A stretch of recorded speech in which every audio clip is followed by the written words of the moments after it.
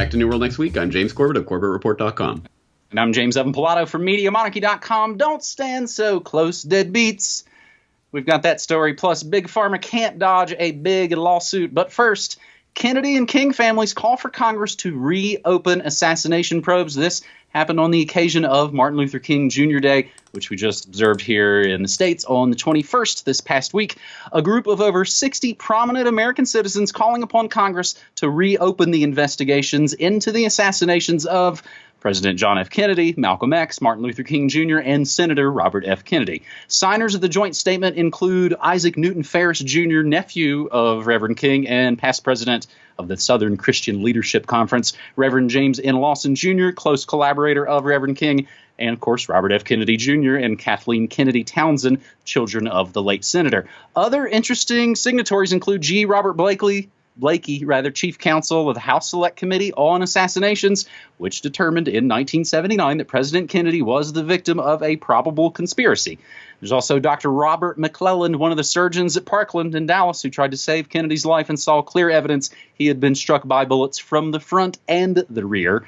Daniel Ellsberg, Pentagon Papers whistleblower, served as national security advisor to the Kennedy White House. And Richard Falk, someone who, James, as I've been digging back through my Media Monarchy archives, has popped up in the archives as someone who has been on the side of 9/11 truth as well. Richard Falk, professor emeritus of international law at Princeton, leading global authority on human rights. And then also there's folks like Alec Baldwin and Martin Sheen and Rob Reiner and Oliver Stone and political satirist Mort Saul and even Laurel Canyon musician David Crosby. Declaration also signed by numerous historians, journalists, lawyers, and other experts on the four major 60s assassinations. The joint statement calls for Congress to establish firm oversight on the release of all government documents related to the Kennedy presidency and assassination, as mandated by the JFK Records Collection Act of 1992. This public transparency law routinely defied by the CIA and other agencies. And as we reported for you right here on New World Next Week, the Trump White House has allowed the CIA to continue its defiance of the law, even though the JFK Records Act called for the full release of relevant documents in 2017, which would have happened had not Trump actually intervened. So his intervention prevented us from getting more JFK files. James? Yes, but trust the plan, guys. I'm sure there's a good reason for it, right? So this is 50 years too little too late, right? Half a century late, don't you think? I mean, okay, great, all these prominent people signed up to it, but the fact that the King and the Kennedy families are finally coming out into the open to say this. I mean, in the King family defense, they've been helping Pepper and in his investigation for quite a while. But the Kennedy family, I get it. You know, you see members of your family get their heads blown off. You tend to, get the message and shut up. But that's exactly what got us into all of this mess in the first place. The time to have spoken out most vociferously was in the immediate wake of what happened, and certainly in the immediate wake of the Warren Commission cover-up. When that cover-up happened, that should have been the time to go all out. This is a cover-up. That's the time to strike. 9/11 truth, the time to strike was 2001, 2002, 2003. That was the prime opportunity to achieve something like 9/11 justice. 20 years later, less and less opportunity to do so. So again, the strike when the iron is hot, and hey, at least they're doing something. Although you've got to put the big question mark around some of the names on the list, like Daniel Ellsberg. And for people who don't know, please go into my archives. I did an interview with Douglas Valentine on Daniel Ellsberg and the CIA that raises some interesting questions about this famed whistleblower who's all above reproach, right? Well, maybe not. So please go into the archives for more on that. But while we're speaking about open letters and famed civil rights leaders from the 60s era, how about the open letter in support of Dr. Angela Y. Davis and Palestine solidarity? For people who don't know, Dr. Angela Davis was set to receive the Fred L. Shuttleworth Human Rights Award from the Birmingham Civil Rights Institute. But they canceled when there was a lot of protest from the Jewish community in Birmingham about Angela Davis' support for BDS, boycott, divestment sanctions of Israel. Oh, it's anti-Semitic. Oh, you can't be giving a civil rights award to this horrible person. Now there's an open letter to the basically addressed to the Birmingham Civil Rights Institute, signed by 350 or so prominent activists and leaders, saying this is a disgrace.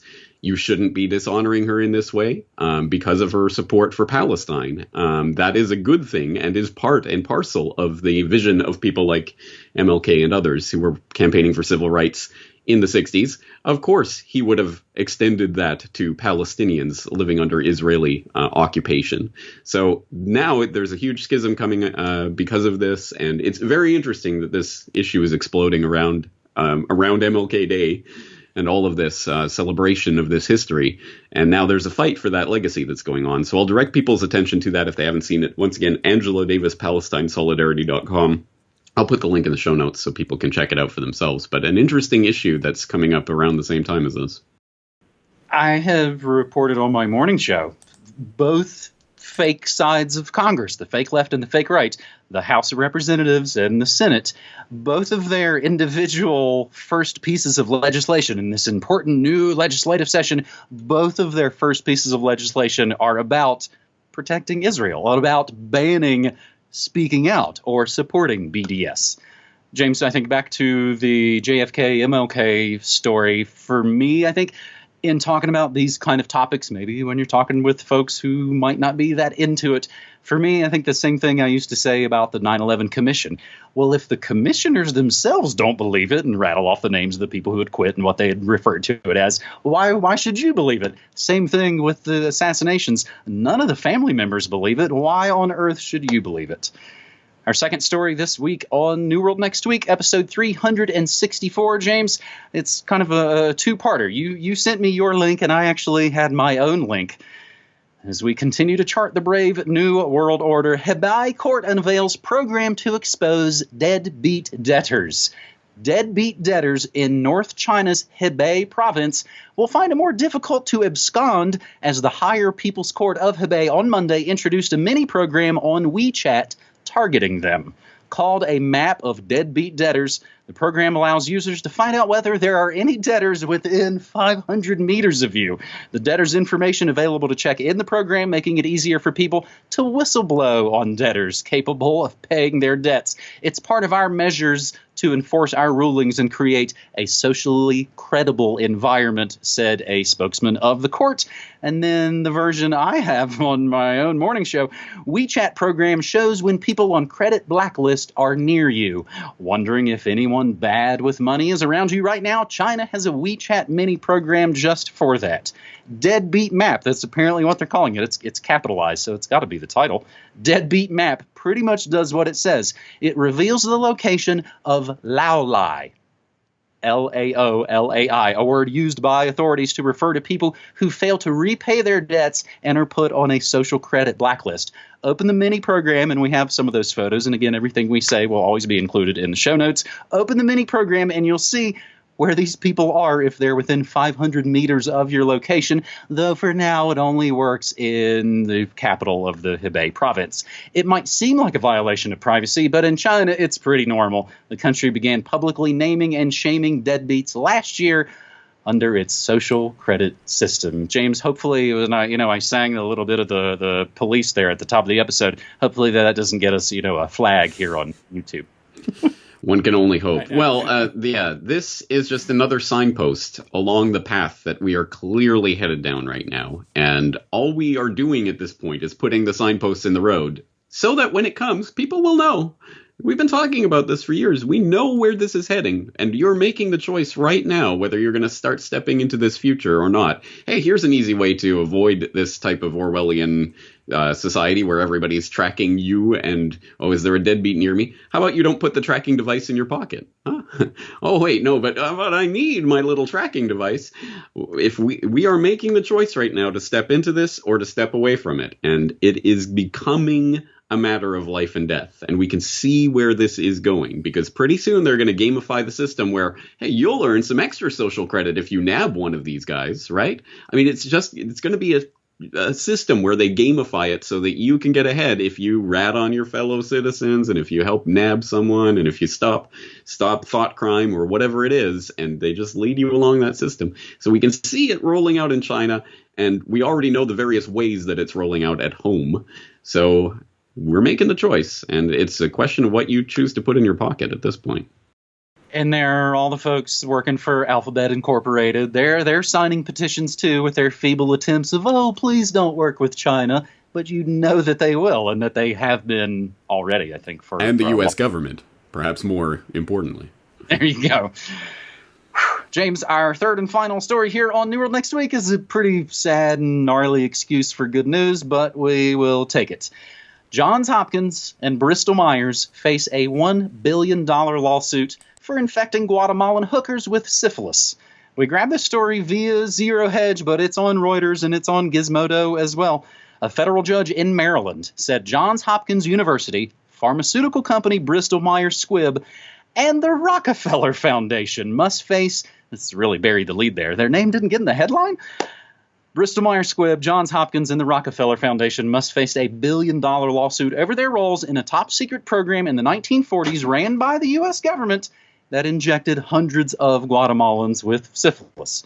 Several doctors from Hopkins and the Rockefeller Foundation were involved in the government program, as well as 4 executives from Bristol-Myers' predecessors. It was called Bristol Laboratories and the Squibb Institute.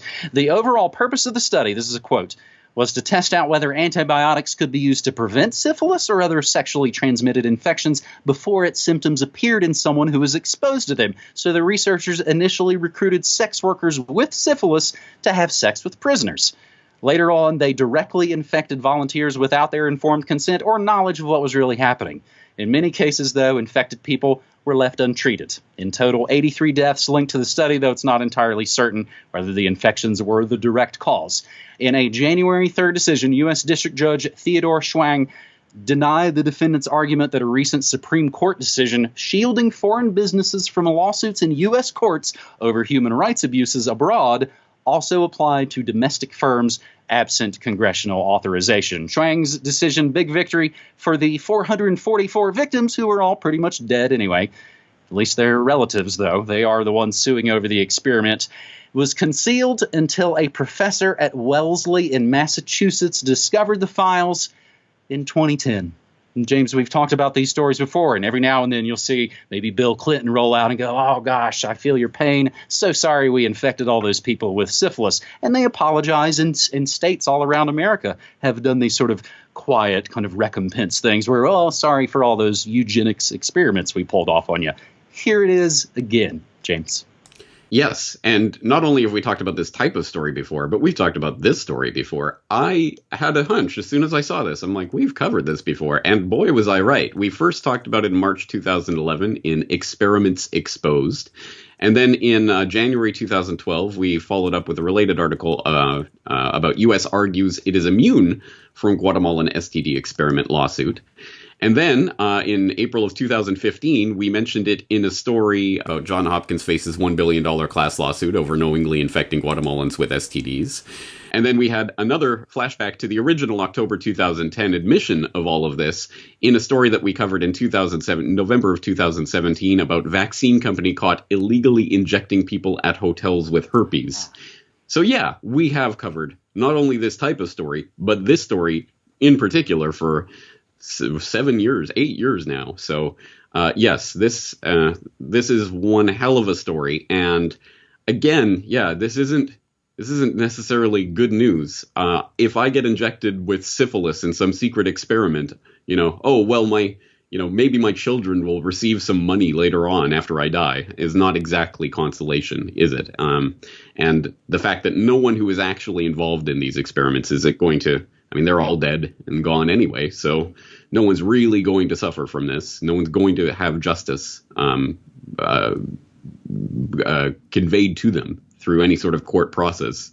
And what's going on today that we don't know about? Well, maybe we'll find out about it in 50 years, and maybe there will be another lawsuit and settlement based on the profits that they've made in the meantime. So again, this is not necessarily a happy story in any sense, but the wheels of injustice just keep on turning. That's it. I mean, I thought you even said a 2010 date in there that you were kind of rattling off. That would be nearly 9 years of this story that we've covered here on New World Next Week.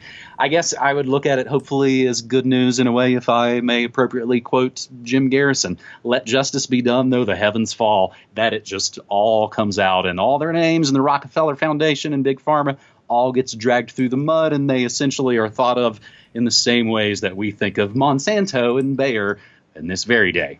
Of course, they're all connected.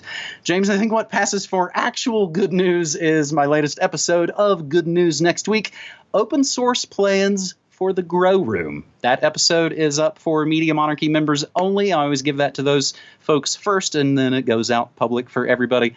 As I always like to mention, I stream news, music, memes, and more Monday through Friday, 9 to 5 Pacific time at MediaMonarchy.com/listen. James? All right, we're going to end it there. Talk to you again next week. All right, buddy. Thanks. Take care.